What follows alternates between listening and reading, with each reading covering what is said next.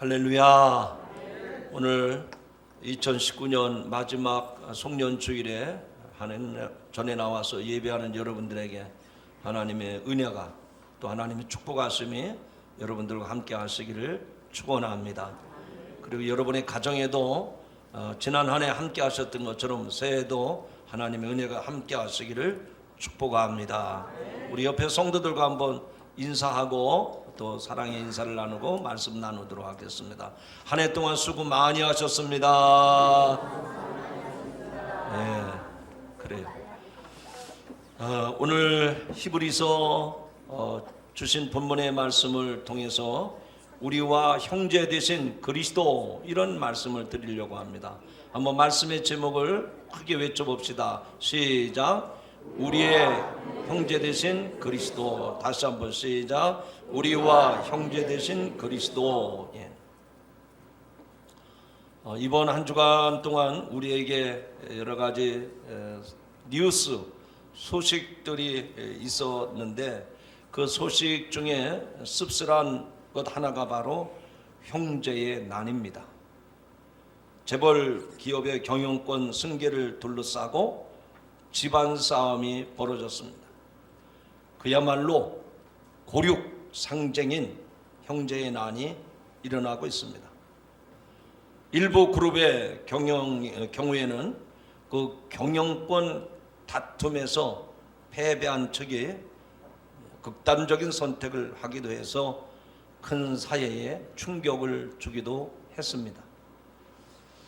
성경에도 보면 이런 비극적인 형제의 난이 나옵니다. 사사기 9장에 보면 사사 기드온이 죽은 이후에 첩의 아들이었던 아비멜렉이 왕이 되고자 형제의 난을 일으킵니다. 첩의 자식은 가문을 대표할 수도 없거니와 더구나 하나님의 백성들을 지도할 수 있는 왕이 된다는 것은 있을 수 없는 일입니다. 그럼에도 불구하고 아비멜렉은 자기가 왕이 되려고 작심을 하고 외가 식구들과 공모를 합니다. 아비멜렉은 외가 쪽 사람들에게 세겜 사람들을 설득해서 바알브릿 신전에서 가지고 온 은 70으로 그 지역의 불량배들을 고용을 해서 자신의 형들인 70명을 한 곳으로 모이게 한 후에 그들을 몰살시키고 자기가 스스로 왕이 되었습니다. 세상도 그렇지만 성경의 역사 가운데도 보면 이런 형제의 난들이 있었습니다. 그리고 이 형제의 난은 지금도 수면 아래에 있지만 보이지 않는 형제의 난들이 계속되고 있습니다. 해마다 연말이 되면 교회에서 교인들에게 직분을 주고 그들을 임원으로 임명을 합니다. 그 임원은 집사, 권사, 장로를 말하는 겁니다. 우리 감리교에서는 이런 집사, 권사, 장로를 임원이라고 부릅니다. 오늘 우리가 당의 구역회로 모여서 임원을 선출하게 됩니다. 교회라고 하는 공동체 안에 감리교회의 제도에 따라서 이 교회 안에서도 목사, 또 전도사, 장로, 권사, 집사 등 직분을 부르는 것은 당연히 주님의 몸된 교회의 제도라고 생각을 합니다. 물론 어떤 교단에서는 이 직분을 쓰지 아니하고 다 성도들을 형제로 자매로 부르는 교단도 있는데 제가 듣자하니 최근에는 그런 교단도 일반 다른 교단들과 똑같이 장로를 세우고 또 권사를 세워서 그렇게 교회의 공동체로서 잘 교회를 이루어 간다고 하는 얘기를 들었습니다. 교회에서 사용하는 용어 가운데 특별한 느낌으로 다가오는 것이 있는데 그게 바로 형제요 자매라고 하는 호칭입니다. 교회 밖의 사람들, 즉 세상 사람들이면 형이면 형이고 아우면 아우지 위아래의 구분을 하지 아니하고 하나로 묶어서 부르는 이 호칭 형제 자매라고 하는 것은 사리에 맞지 않는 일이라고 지적을 합니다. 그래서 교회 용어위원회에서도 이 말의 모성이 문제점으로 지적되었습니다. 하지만 이 형제 자매라고 하는 호칭이 손윗 사람이나 아랫 사람을 가리키는 것이 아니고 우리 모두가 하나님의 한 자녀라고 하는 의미로 사용하는 것이 아름다운 호칭이라 그렇게 생각을 해서 교회 용어위원회에서도 그대로 사용하기로 했습니다. 중요한 것은 형제가 지니는 성경적인 의미를 알아야 된다 그 얘기입니다. 예수 그리스도께서 인간의 육신을 입고 이 세상에 오신 것은 성도들 여러분들과 형제가 되기 위한 최고의 방편이었습니다. 구체적으로 그리스도께서 고난을 받으심으로 그를 믿는 우리를 하나님의 자녀로 확증해 주셨을 뿐만 아니라 그러한 모든 성도들이 하나님을 한 아버지로 한 하나님으로 부를 수 있게 되었기 때문에 우리가 교회 안에서 집사, 권사, 장로님 그런 호칭을 쓰지 않더라도 형제님, 자매님 이렇게 부르는 것은 너무나도 성경적인 표현이고 또 너무나도 아름다운 호칭인 줄로 믿습니다. 오늘 우리가 주신 하나님 말씀, 이 히브리서의 말씀을 통해서 우리가 그리스도 안에서 한 형제가 되었고 하나님을 아버지라 부를 수 있는 이 영광스러운 사실에 대해서 말씀을 드리려고 합니다. 자, 이제 화면을 보시면서 그 영광스러운 사실이 무엇인지 하나하나 같이 읽어가도록 하겠습니다. 첫 번째 내용입니다. 한번 읽어보실까요? 시작. 주님은 형제는 한 분이신 하나님께 속한 사람들이라고 알려주십니다. 이 히브리서 말씀을 통해서 주님이 우리에게 알려주시는 것은 뭐냐? 형제는 우리 모두가 형제 자매인데 한 분이신 하나님께 속한 사람들이다. 그러기 때문에 우리가 형제로 부르고 자매로 부르는 것이 마땅하다 그 얘기입니다. 이해가 되신 분은 아멘 하시기 바랍니다. 예수 믿는 사람들은 아주 별명이 있어요. 아멘을 해야 됩니다. 그런데 들었어도 아닌데 그러면 안 돼요. 믿어지시면 아멘 하시기 바랍니다. 뭐가 믿어지십니까? 우리 모두가 한 아버지의 자녀로 우리 성도 서로가 한 형제요 자매라고 하는 사실을 오늘 히브리서 말씀을 통해서 말씀하고 있다는 거예요. 그 사실을 믿음으로 받아들이시기 바랍니다. 자, 읽은 말씀 가운데 11절을 한번 읽어보시죠. 자, 읽겠습니다. 시작. 거룩하게 하시는 이와 거룩하게 함을 입은 자들이 다 한 근원에서 난지라. 그러므로 형제라 부르기를 부끄러워하지 아니하시고. 아멘. 자, 읽었지만 이게 무슨 얘기인가 잘 이해가 안 될 것 같아요. 지금 이 성경 구절을 여러분 화면으로 보시고 제가 이 말씀을 쉽게 풀어 쓴 세번역 성경으로 읽어볼 테니까 눈으로 읽으시고 귀로는 제가 읽은 세번역 성경을 들어보시기 바랍니다. 거룩하게 하시는 분과 거룩하게 되는 사람들은 모두 한 분이신 아버지께 속합니다.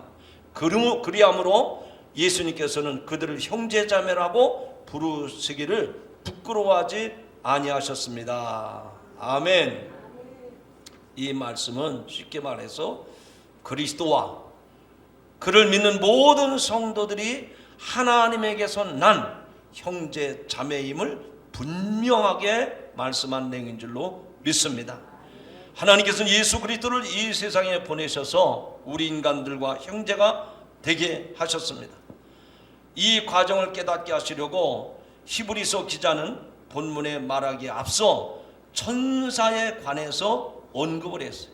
이 본문 바로 앞에 보면 천사들에 대해서 언급을 했는데 그 9절 말씀에 보면 그리스도께서 잠시 천사보다 못한 인간이 되셨다고 했습니다.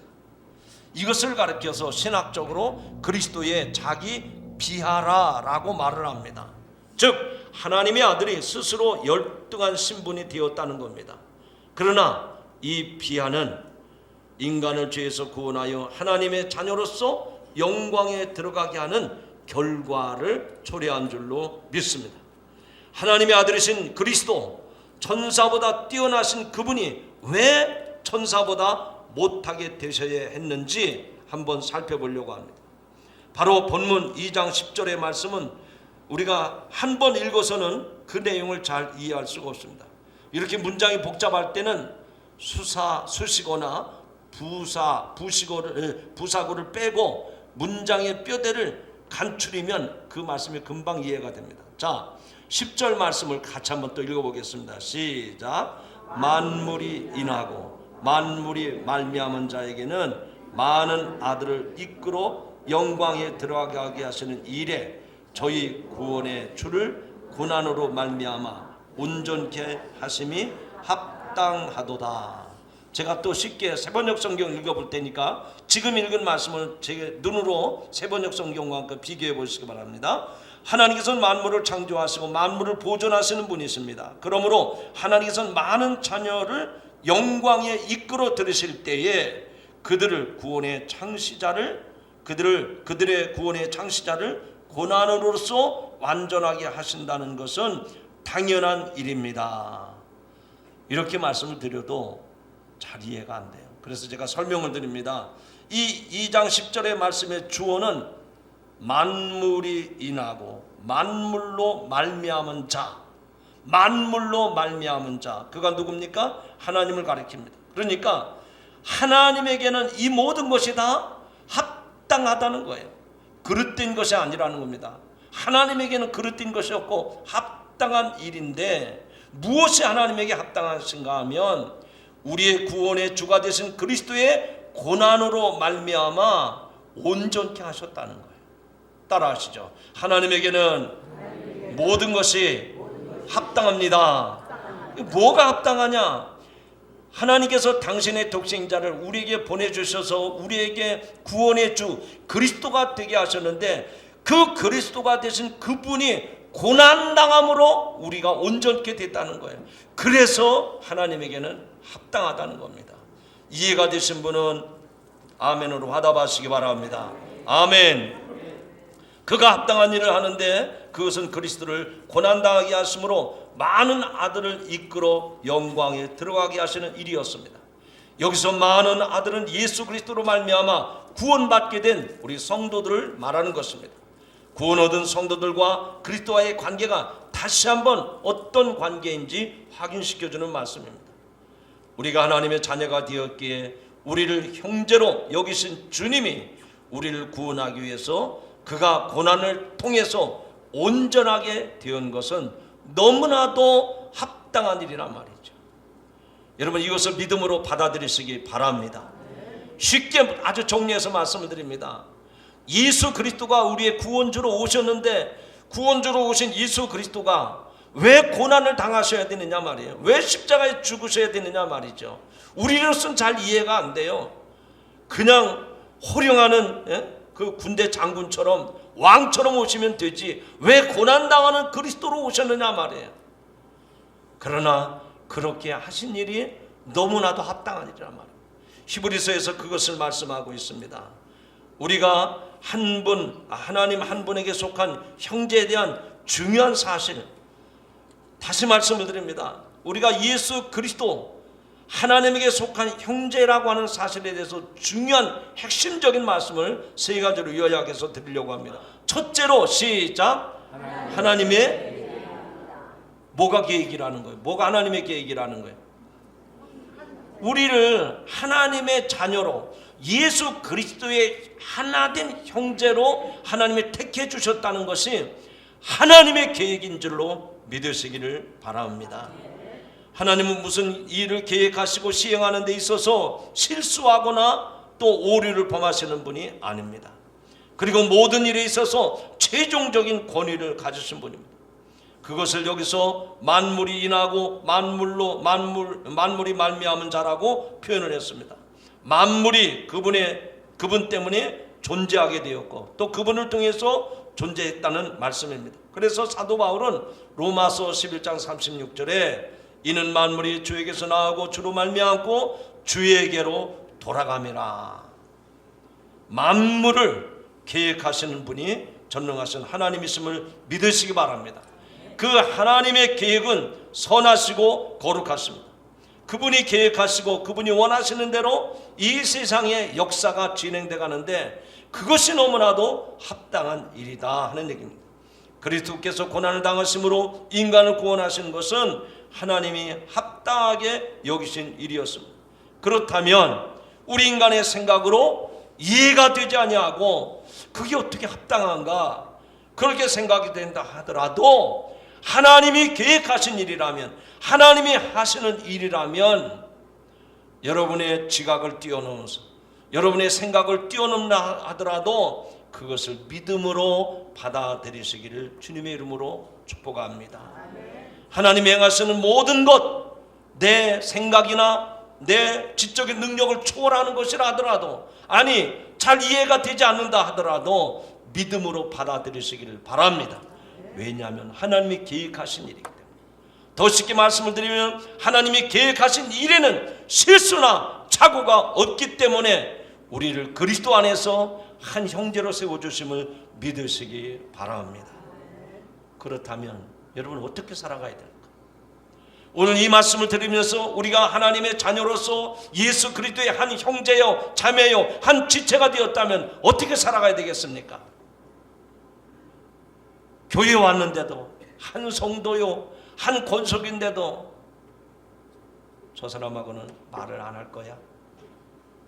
저 사람하고는 인사하기가 싫어. 이것은 그리스도의 형제 자매로서의 온당한 모습이 아니라는 겁니다.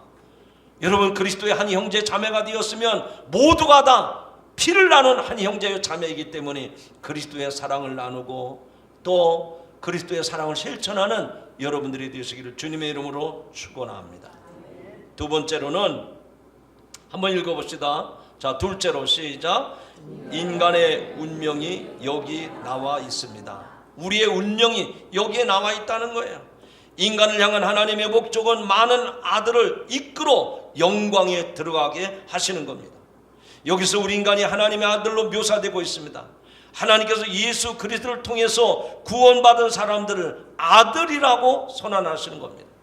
요한복음 1장 12절의 말씀을 기억하시죠? 영접하는 자 곧 그 이름을 믿는 자들에게는 하나님의 자녀가 되는 권세를 주셨다고 했어요. 요한복음 1장 12절의 말씀을 보면 예수 그리스도를 영접하는 자들에게는 천사도 건드리지 못하죠. 사탄도 건드리지 못할 하나님의 존귀한 자녀가 된 줄로 믿으시면 아멘 하시기 바랍니다. 이처럼 우리는 예수 그리스도 안에서 하나님의 자녀가 되었기 때문에 하나님과의 아들 딸의 관계가 되었기 때문에 그렇게 아들 딸 된 우리 모든 성도들이 김씨, 이씨, 박씨, 최씨 성은 다르지만 우리는 모두 그리스도 안에서 믿음의 권속이 된 줄로 믿으시기를 바랍니다. 그러므로 우리 인간이 하나님의 자녀가 되었고 이제 하나님의 아들이 자녀가 되었기 때문에 하나님의 집, 그 영광스러운 자리에 들어가게 된 줄로 믿으시기 바랍니다.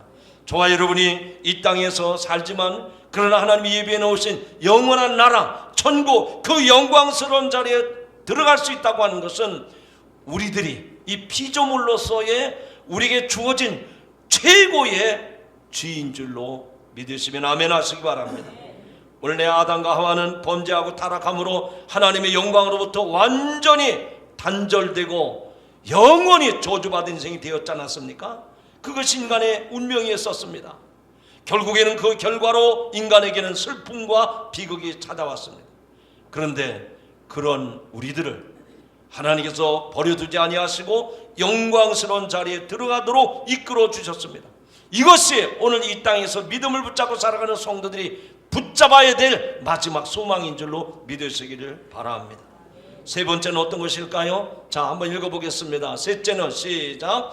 그리스도께서 온전케 되셨다는 것입니다.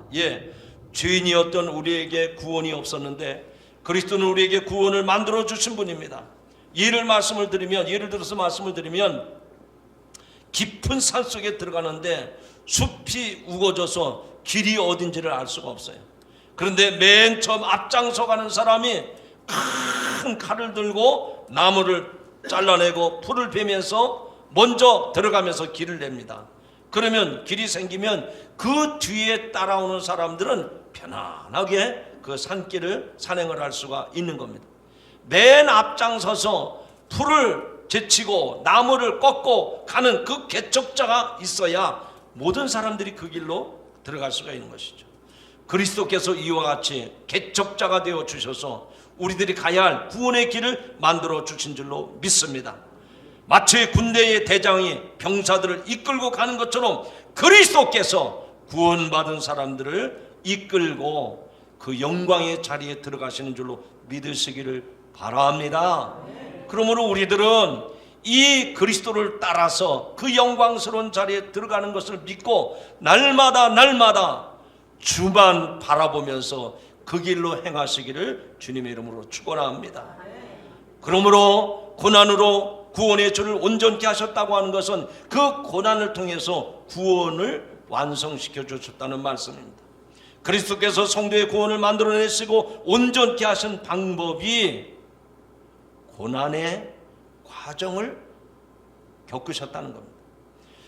이것이 어떤 사람들에게는 큰 의미가 있는가 하면 오늘도 여러분이 세상에서 고난을 당할 때에 나를 위해서 고난의 길을 걸어가신 예수님을 생각한다고 하면 내가 당하는 고난은 주님의 고난과 비교가 되지 않기 때문에 능히 그 고난을 헤쳐가게 될 줄로 믿습니다.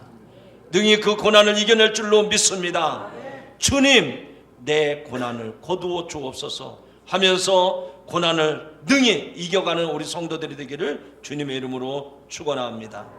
그게 두 번째입니다. 자, 같이 한번 읽어보겠습니다. 시작. 그리스도는 형제들을 위한 대제사장이 되셨음을 깨닫게 하신다.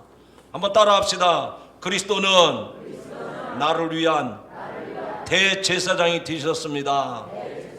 예수님이 뭐가 되었다는 거예요? 나를 위한 대제사장이 되셨다는 거예요. 본문 17절 말씀을 같이 읽어봅시다. 17절 시작.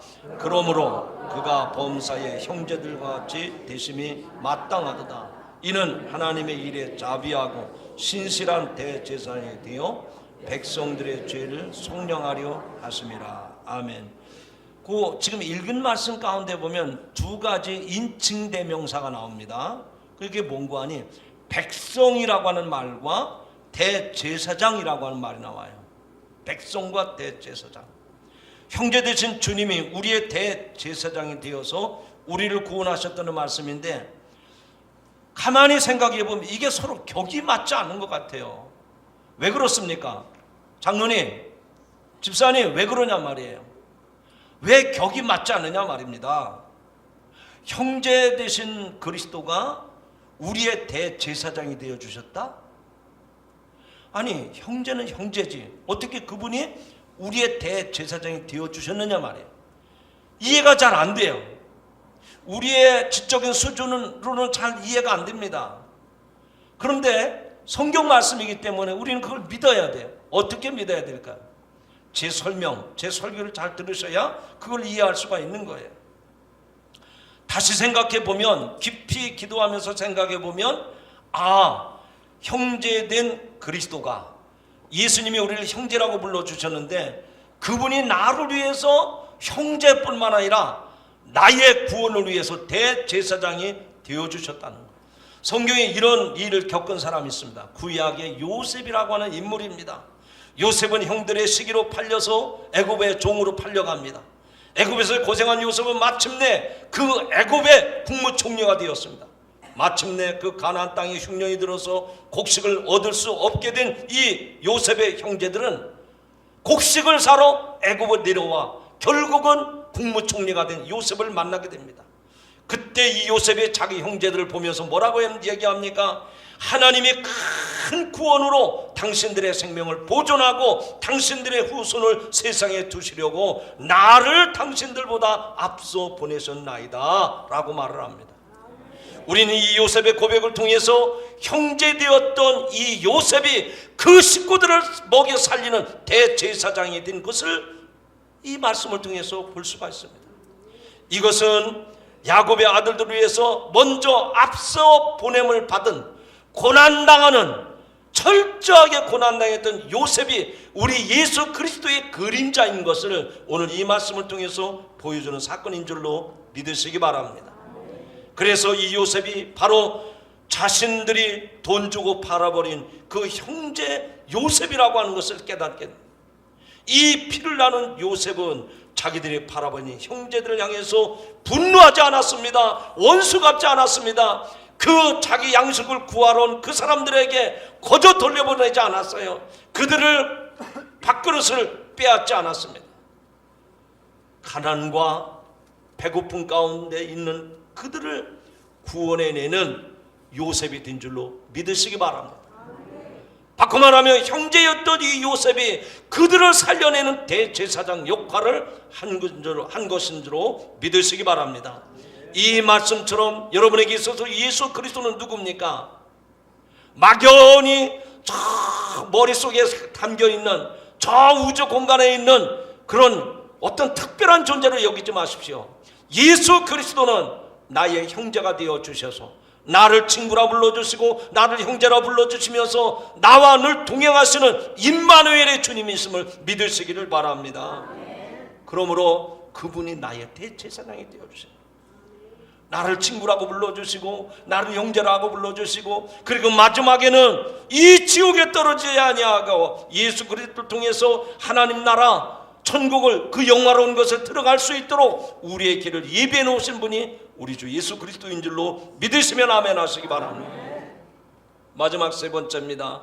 한번 같이 읽어보시죠. 시작. 고난을 받으신 그리스도는 시험당하는 형제들을 도우신다고 말씀하신다. 오늘 이 본문에서 예수 그리스도는 어떤 분이냐? 하나님의 아들이지만 고난을 받으러 이 땅에 오셨다는 말입니다. 그런데 고난당하신 그리스도는 어떤 분이냐? 시험당하는 여러분들을, 시험당하는 당신의 형제 자매들을 도우시는 분이 우리 주 예수 그리스도인 줄로 믿으시기 바랍니다. 자, 마지막 말씀입니다. 18절 읽겠습니다. 시작. 그가 시험을 받아 고난을 당하셨은즉 시험 받는 자들 능히 도우실 수 있느니라.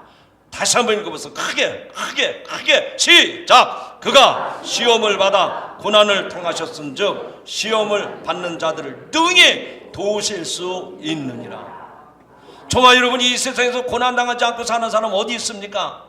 하루가 멀다 않고 눈물을 적실 때가 얼마나 많습니까? 우리의 마음에서 한숨과 근심과 염려가 떠나지 않는 날이 언제 있습니까? 우리는 어쩌면 고난 속에 살아가는 인생들이에요. 그래서 타종교에서는 인생은 고해와 같다고 얘기합니다. 날마다 우리는 고난 속에 살아가요. 그런데 예수 그리스도는 우리의 형제로서 우리의 대제사가 되어주신 예수님께서는 어떻게 합니까? 고난 당하셨은즉 시험 받는 자들을 크게 선포합시다. 능히 도우실 수 있느니라. 여러분의 배운 학력, 여러분이 가진 재주, 능력, 실력, 그거 의지하면 안 됩니다. 그거를 주신 분도 여호와이시고 그거를 통해서 여러분을 복되게 하시는 분도 전능하신 하나님이심을 믿으시기 바랍니다. 그러나 내가 절대절명의 고난의 자리에 있을 때, 정말 힘들고 어려워할 때 나를 붙들어 주시고 나를 구원하시고 나를 이끌어 주시는 분은 우리 주 예수 그리스도 한 분밖에 없음을 믿으시기 바랍니다. 사랑하는 성도 여러분, 이제 오늘 이 말씀을 통해서 주님은 누구보다도 우리의 아픔과 우리의 고난과 우리의 시험 당하는 것을 너무나도 잘 아시는 분이세요. 혈과 육을 갖지 아니하고 하늘에 계신다면 인간의 고통을 온전히 알 수가 없었을 것입니다.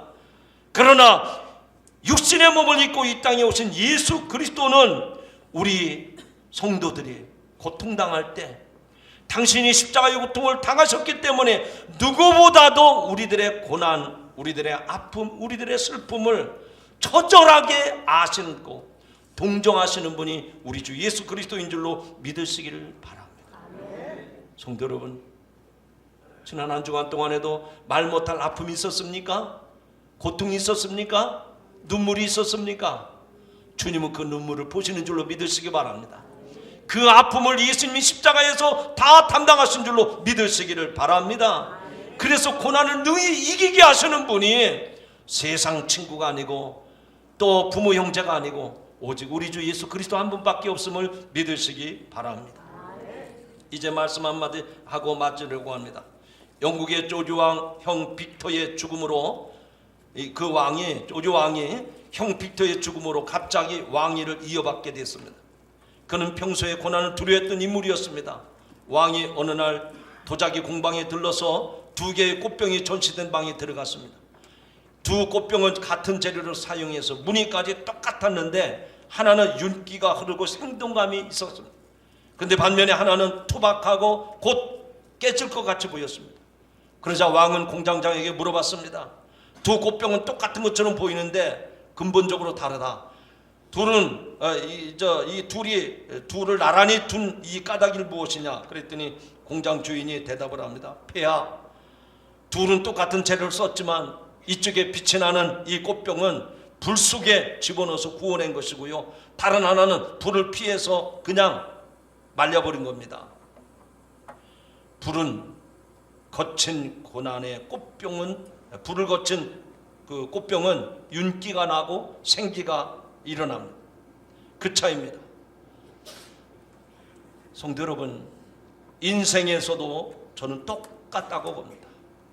고난의 과정과 시련을 거친 삶에는 반드시 그 삶에 인생의 아름다운 빛과 또 윤기가 생기가 흘러납니다. 오늘 저와 여러분, 어쩌면 이 고난을 피해가려고 무던히 애를 쓰는 것 같아요. 내 눈에서 눈물이 없었으면 참 좋겠어요. 근데 그 인생에는 생기가 없습니다. 그 삶에는 윤기가 나타나지 않아요. 인생의 진면목을 발견할 수가 없습니다. 그러나 불 속에서 고난을 당한 이 꽃병처럼 그 시련과 고난을 겪어낸 인생에는 인생의 숭고한 모습이, 아름다운 모습, 생기발랄한 모습이 드러나게 되어 있습니다. 성도 여러분, 오늘 우리가 믿는 예수 그리스도는 어떤 분이십니까? 인생의 그 어떤 사람도 경험할 수 없는 점철된 고난의 연속을 경험하셨던 주님이셨습니다. 그렇기 때문에 그 주님은 누구보다도 우리들이 겪고 있는 아픔과 고난을 잘 아시기 때문에 능히 나를 도우실 분임을 믿으시기 바랍니다. 이제 말씀 맺습니다. 주님께서 우리를 향해서 내 형제들이라 인정해 주시고 불러주신 것 참으로 생각하면 감격스럽고 크고 놀라운 은혜가 아닐 수 없습니다. 이제 여러분들은 주님의 형제가 되었으므로 더욱 겸손한 몸과 마음으로 거룩한 하나님의 영광스러운 자리에 들어갈 수 있기를 바랍니다. 우리를 형제로 삼아주신 그 이유를 오늘 말씀을 통해서 깨달았으니 이 말씀을 마음에 꼭 새기면서 주님과 형제로서 그 영광스러운 자리에 들어갈 때까지 이 믿음의 순례를 끝까지 감당하는 저와 여러분 되기를 주님의 이름으로 축원합니다. 우리를 친구 삼아주시고 우리를 형제로 불러주신 주님의 은혜를 생각할 때 만만 감사하고 또 감사를 드립니다. 하나님, 우리가 이 땅에 사는 동안 예수 그리스도가 우리의 영원한 구원자가 되신 것을 믿습니다. 이 믿음 놓치지 않게 하여 주시옵소서. 뿐만 아니라 우리로 하여금 영원한 대제사장이 되어 주시어서 우리로 하여금 구원에 이르게 하신 줄로 믿고 다시 한번 감사를 드립니다. 우리가 고난당할 때, 시험당할 때 우리를 능히 도우시는 분이 우리 주님이신 줄로 믿습니다. 우리 반석교회 모든 성도들 오늘 이 말씀을 통해서 주님과 함께하는 성도들이 되게 하옵소서. 예수님의 이름으로 간절히 기도하옵나이다. 아멘.